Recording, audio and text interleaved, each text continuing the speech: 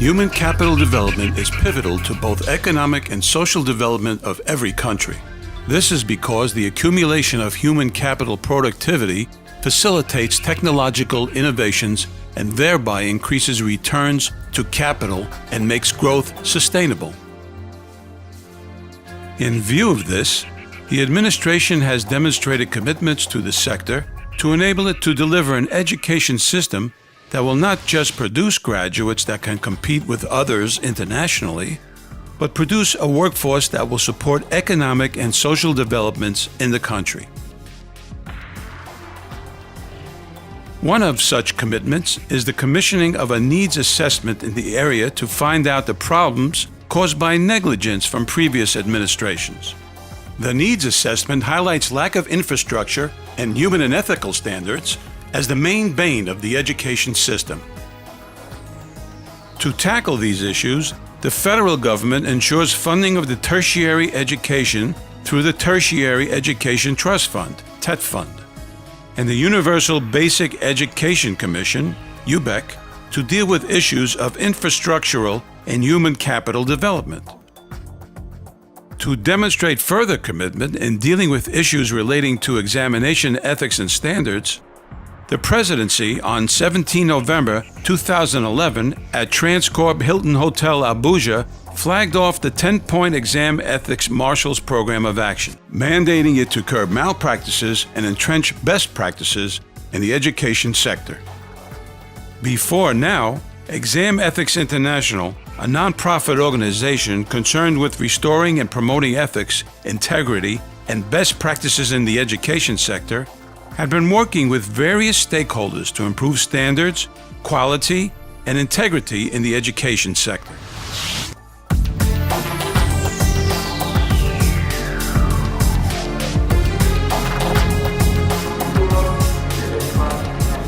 Over time, the ideology to improve examination ethics and standard, as embarked on by Exam Ethics Marshals International, becomes a movement as more and more individuals and institutions identify with the course as either marshals or school club members. All classes of people from all walks of life with integrity, character, and the desire to improve this selector join the movement. Exam Ethics Marshals Project is facilitating the transformation of stakeholders, workers, students in education ministries, agencies, and institutions in Africa into an army of ethics-friendly marshals. They are taking action in their duty posts and spheres of influence to defend the integrity of education, promote best practices and eradicate examination malpractices and academic dishonesty. The project also facilitates an education system capable of raising future African leaders as change agents with character to shun and root out corruption and with competence to deliver transformation.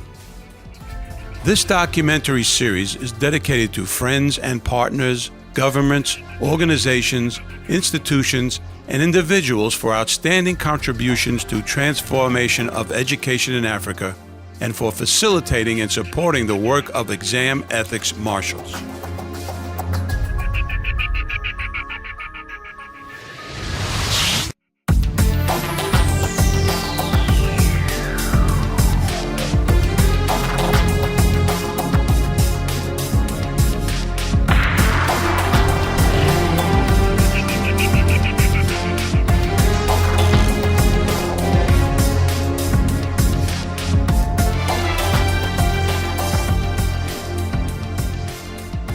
The story of the transformation of Michael Okpara University of Agriculture Umudike reached Exam Ethics Marshal International, and in line with standard operation procedures, the organization went to the university to see things firsthand.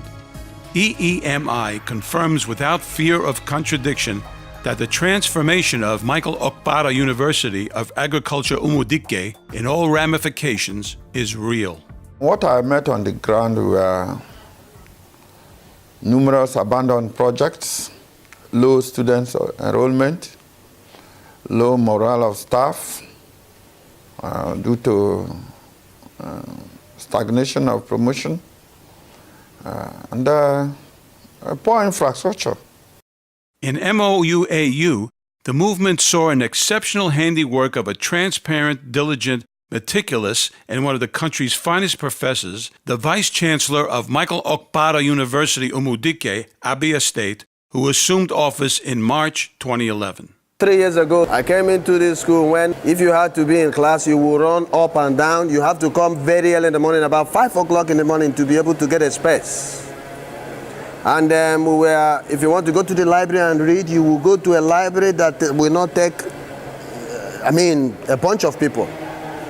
But today, we have classrooms that are unoccupied for number. We have a library that is classical. By that time, student enrollment was 11,000, but even that number had challenges in terms of available resources. In such situations, it is usually challenging to get the priorities right. Many administrators will lose time trying to appraise the task, but for Professor Adeoga, the story was different. I was addressed with some of the challenges facing the university. And that was why when I came on board, I didn't need anybody to tell me that we don't have hostels. I didn't need anybody to tell me that the fish pond is not working, that there's no bed in the poultry, that there was nothing like a commercial piggery, that there were roads in the campus were all dilapidated. So I had nobody to tell me all this. So I had to, and of course I was not happy because of the abandoned projects here and there, abandoned buildings, and the inability to access third fund funds by previous administration. And the fact that most of my colleagues cannot even travel outside Umuahia to attend international conferences and get international exposures that are needed in order to be part of this present-day world global village. So these are some of the reasons.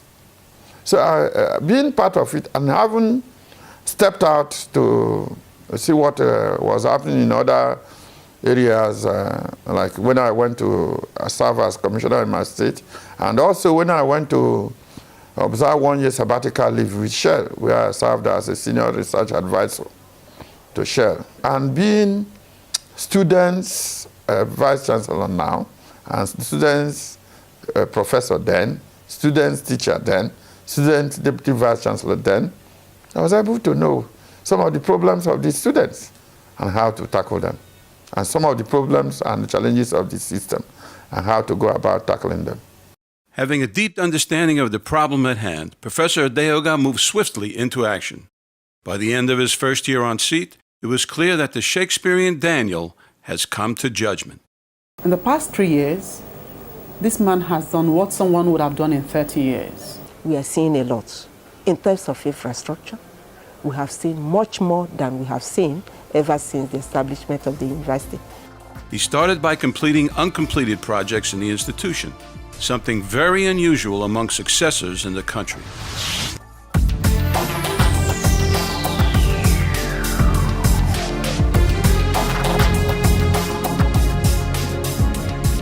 He then confronted major challenges in the institution, among which was the unavailability of hostel accommodations for students. He quickly constructed 10 ultra-modern hostel blocks, raising the number of available bed space from 239 to 2,560 with convenience inside each room. The interesting thing here is that these hostels were completely funded through internally generated revenues, IGR, again, something uncommon among leadership in our universities in the country. It was a surprise, a very big one to me, that IGR could build 10 hostels. I mean, it was unimaginable. I never knew it could happen. In fact, many people working in higher institutions do not know that schools could generate such high funds. I don't know. I don't really know. I don't know. Where did he get all this money from?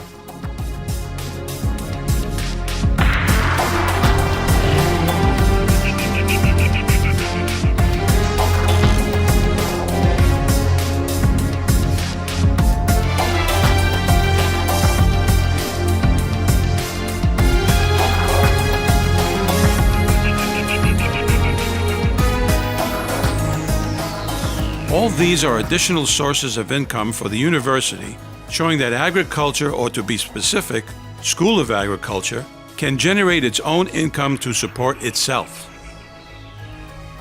I must at this juncture commend the federal government of Nigeria under the able leadership of His Excellency Dr. Ebele Goodluck Jonathan, because this is the first time in the history of Nigerian education this university is hearing 1 billion. I mean, amount of money in billions being allocated to it. In fact, I can authoritatively tell you that from the need assessment, the university had allocation of more than 5 billion. And of course, our third fund intervention is still flowing. We have assessed up to 2013, and that one amounted up to more than 1 billion. So I must commend the present regime for their interest in the development of university education in particular, and education in Nigeria as a whole.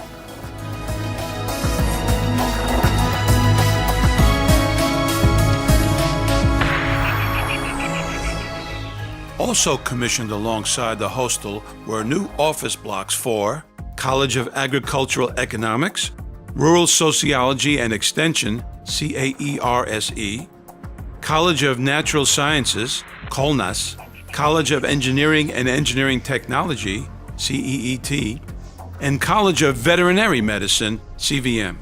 He also gave a facelift to the university by renovating the roads, while shuttle buses were equally provided to facilitate easy movement of students on the campus. The present vice chancellor changed the scenery of the university. If you move around, you can see good roads, network, new buildings. For the first time in 20 years since inception, the institution now has an ultra-modern library with a corner for journals and daily newspapers, and even internet facilities for online library.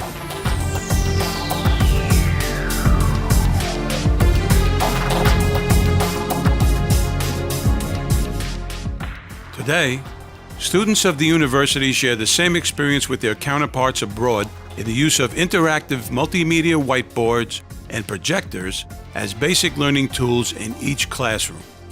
In human capital development, over 200 lectures of the university with funding from the TET funds attended both national and international conferences and trainings as a way of updating knowledge in their specific areas of operations. This, in addition to regular payment of salaries, boosts the morale of staff. A lot of our staff are abroad, pursuing either master's degree or PhD. Courtesy of the incumbent vice chancellor. He's doing a lot. Professor Edeoga has transformed virtually all aspects of the university. Physical infrastructure including hostels, classroom blocks, staff offices, libraries, municipal infrastructure including landscaping, walkways, vegetation control, environmental cleanliness, teaching, and learning facilities. All of these has caught the attention of the Federal Ministry of Agriculture, who now recognizes the institution as a training center for young entrepreneurs who wish to pursue a career in the agricultural sector. Again, in recognition of these, the institution was recently ranked among the best in infrastructural development among federal universities in the country for the year 2013. This massive development in infrastructure expectedly expanded students' intake from 11,000 to over 23,000 students. From then, we have really, moved in leaps and bounds in terms of population size. If we are talking about 10,000 and we are talking about 23,000, you know what the difference is. The margin is much.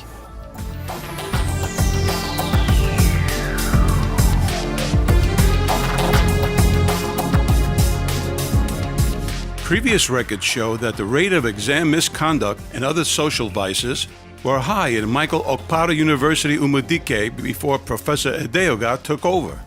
To stem the tide, the VC went in search of the person that will help him clamp down on the menace. He found it in no other but this man. As tall in order as it seems, the VC saw an opportunity and quickly ensured that Dr. Onyekwere was in Ghana for EEM training and inauguration as a marshal. You have failed governments, you have failed administrations. Go back and trace these things. They go back to the fact that these people, in one way or the other, use the shortcut. I've always asked myself, why is it that lecturers in the university who insist on the correct thing being done, why are they branded bad people? Students initially think they are bad people.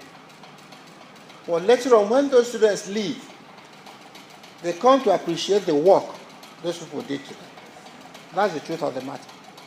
With fewer students, you will also observe fewer malpractices. But with influx of students, it became a challenge.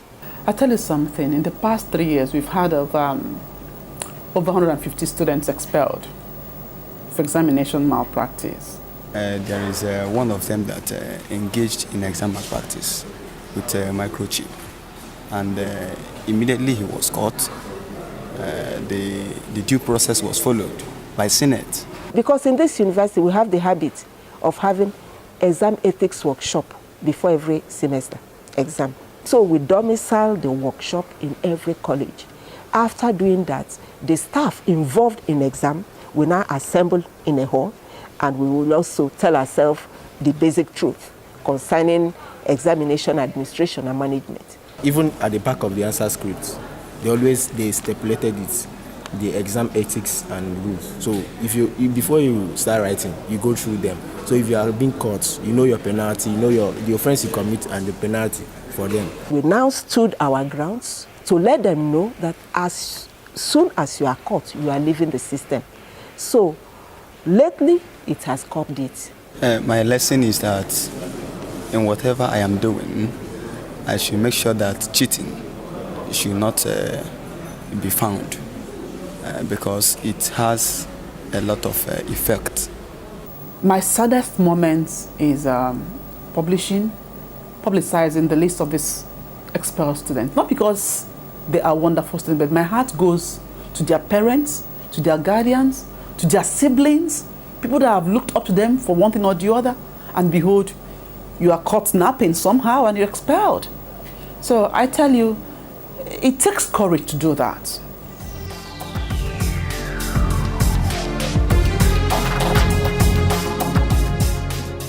Professor Edeoga is not relenting. Rather, he confirms his determination to strengthening the moral infrastructure in line with education transformation by facilitating the inauguration of a chapter of Exam Ethics Marshal and Exam Ethics Club in February 2014. With the recruitment of 28 volunteer lecturers as marshals and 32 students of the university as Exam Ethics Club members, the stage is now set for a final showdown with exam malpractices. To courageously defend, Without fear or favor, without fear or favor, honor and integrity of education, honor and integrity of education, which underpin the search for which underpin the search for and dissemination of knowledge. and designation of knowledge. So help me God. So help me God. Please, a round of applause. You are now marshals. They knew, even from inception, that the motto is work hard. The fact that the martial movement is driven by the lecturers and students makes it very powerful and sustainable. Because when people take their destiny into their own hands, nothing actually is more powerful than that.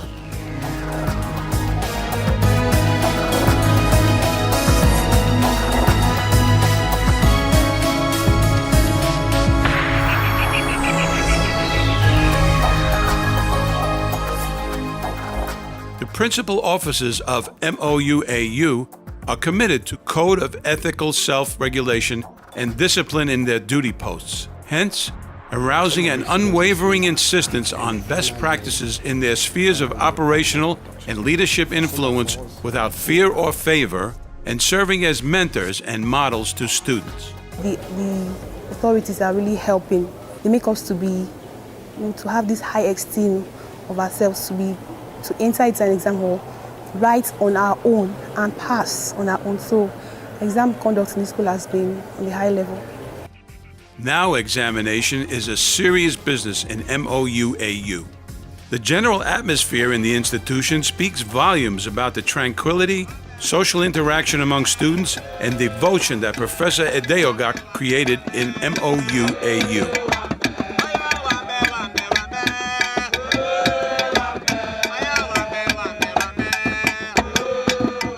The passion with which they talk about him says it all. The transformer. A man of courage. The promoter of political education. He is a very disciplined man, because I tell people there is a difference between being wicked and being disciplined. He's a regent when it comes to education and human capacity development. I must say kudos and more grace to his able. In spite of his student-friendly approach, Professor Edeoga is a core disciplinarian when it comes to misconduct. Once you make mistake of misbehaving, you get the sanction. Today alone, I suspended 10 students. The moment it has been proved that you are there, you are gone and you don't come back.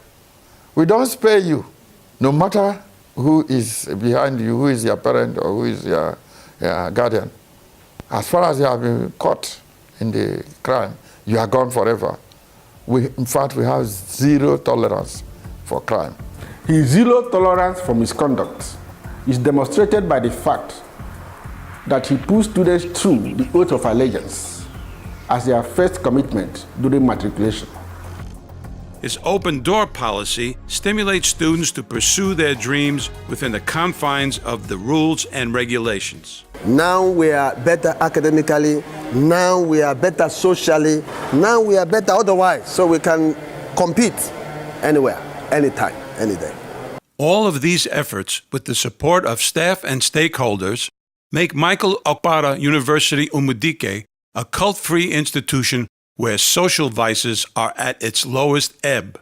General advice to my students is for them to try and be of good behavior so that the good intentions of the present government will be fully utilized by them. So at the end of the day, they end up being not only graduates, university graduates, but what? Leaders. He's not training graduates, rather he's training leaders.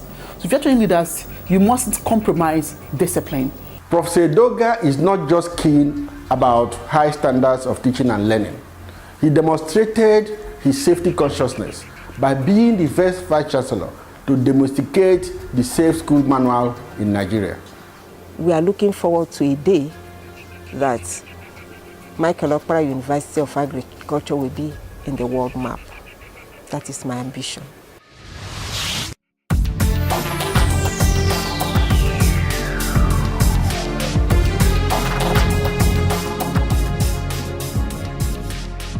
Indeed, looking at the speed of development, World Map is just a few miles away from the institution.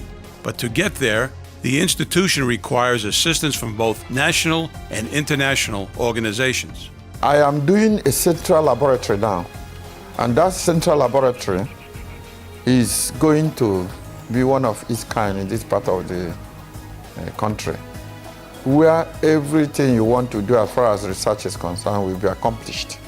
It requires a lot of financial resources. So research, one, infrastructure involving research, infrastructure involving manpower development, infrastructure involving raising the standard of education. These are the areas I will plead that they should come to my aid.